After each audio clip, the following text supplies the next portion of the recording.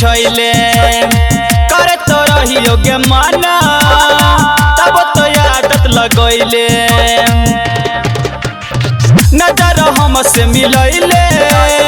प्यार के जाल बिछैले करे तो रहियो गे माना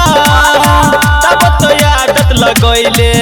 आज मेहंदी लगल ही हाथ में अपना जाई भी तू ससुर भुलाई कर के जन बन जाई बहु ये समाही कर के जन बन जाई बहु ये समाही कर के जन बन जाई बहु ये समाही कर के जन बन जाई बहु ये समाही कर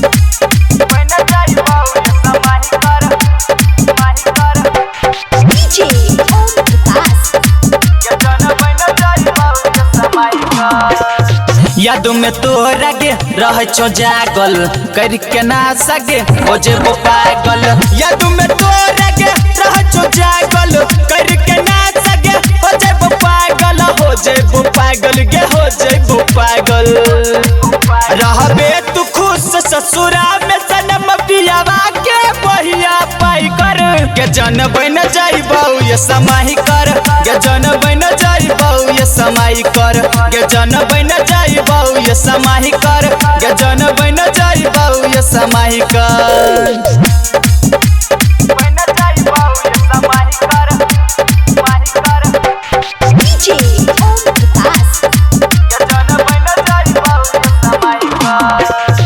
गम के झेलोगे राजपति राजा भोला राजीव संगे लूटही माजा गम के झेलोगे राजपति राजा भोला राजीव संगे लूटही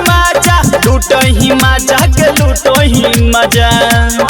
आ तोरा परल फरक नहीं तनी के छौरी पर बिन के सुबहाई कर के जन बन जाई बहु ये समाही कर के जन बन जाई बहु ये समाही कर के जन बन जाई बहु ये समाही कर के जन बन जाई बहु ये समाही कर। Recording by Riya studio Khagaria